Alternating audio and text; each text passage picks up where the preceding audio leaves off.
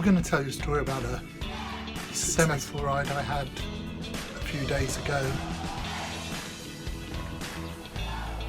This is a route where I started out heading towards Wallstead, which is a little place just near Linfield.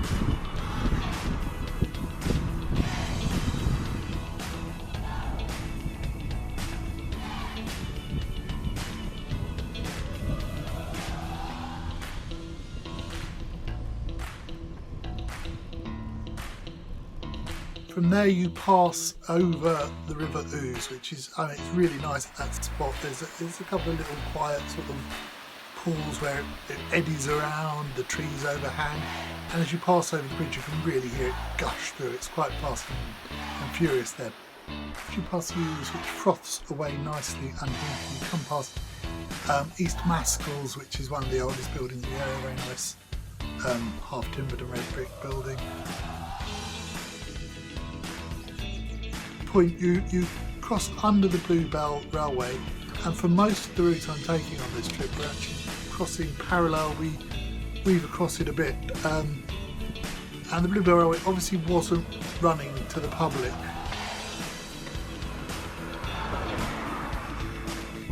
because of the COVID regulations, but I'm pretty sure in a few places I could hear a train running, so I guess they're test running them.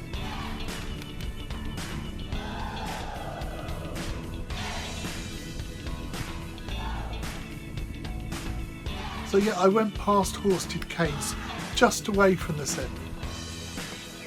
The first recorded organised game of cricket in Sussex took place at Horsted Keynes, and the reason we know that is because the first recorded death in a cricket competition at all happened during the same match, where someone was struck on the head with a bat and died.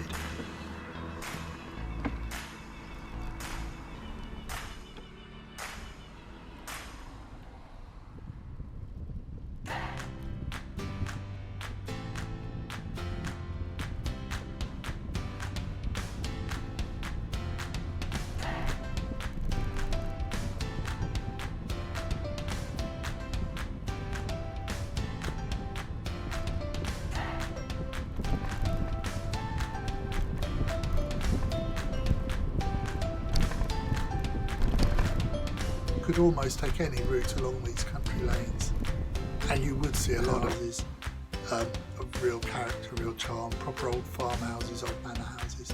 Really just pull out the map, avoid the busy roads and have fun.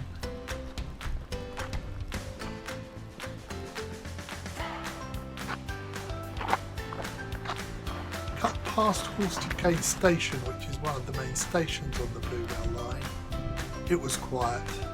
We went past there, under the railway bridge where I saw the Flying Scotsman a couple of years back. Past there you turn right, and at this point go past Highbrook, which is a really nice, it's a hamlet, but what there is there is one thing I didn't know I was going to see, which is this weird three-dimensional moving sculpture built into the old phone box.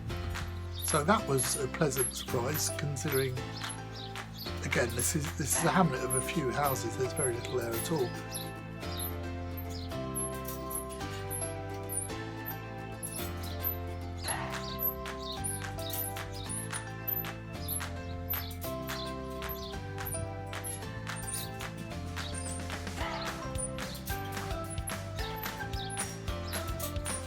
The other thing that is there, though, is the church, which was funded by a couple of sisters who lived in the hamlet, who felt the 2.5 mile walk to the next nearest church was too much. So, having got approval of the church, they hired two guys who built the cathedral in Honolulu, and they got them to build this church. and then up more hill till we got to West Hoathly. West Hoathly is I mean, it's incredible that on top of this on top of the hill, there's a ridge that runs west to east. What we've gone up is an ascent of that ridge that heads from the south, and this village sits right on top of it. It sort of ripples around it a bit and bends around it a bit. It's a fascinating old church. There's lots of old buildings.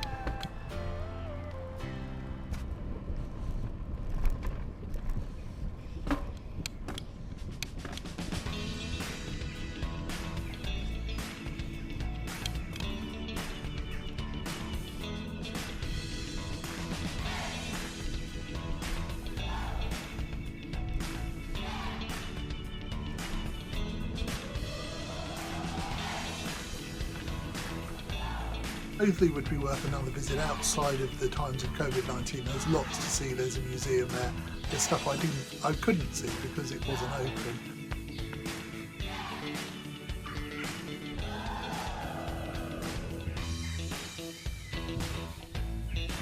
I had a plan. When I was younger, when I was a kid, my dad brought our family, my brother, my mum and me, dragged us off from the road outside Ardingly to go and look for this local landmark that used to be famous 100, 200 years ago, and it's kind of forgotten now. It's called Big Upon Little. It's a rock, the size of a small house, on top of a much, much smaller rock, and because of erosion, the rock underneath has almost completely washed away, but remains enough to support the big rock above it. And it used to be, in the 1800s, 1700s, people came from miles to see it. They'd scratch their names in it and stuff like that. It's now on private land, and it isn't really publicised, but I've noticed looking at the map, it's not far off the bridleway. So I thought, well, if I take the bridleway out of West Hoathly that cuts across towards Ardingly, I will pass the point where it is, and perhaps there's an opening or a clearing where I can see it. So I cut down this unpaved road.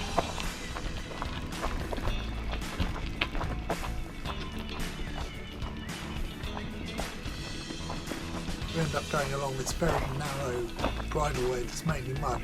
I would say better a route for a mountain bike than the bike I had, but it was okay for a hybrid. It managed. It was reasonably well used and it wasn't too turned up. I kept going. I passed some fences that were blocked what might have been paths off of the main bridleway, and I came out at the other side having not seen Big Upon Little, so that's how exciting that gets.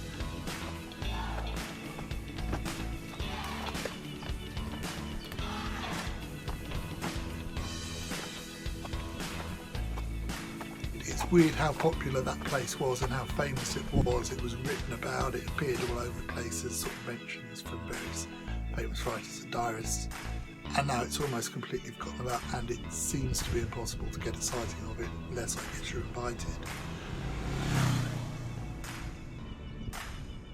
To Ardingly.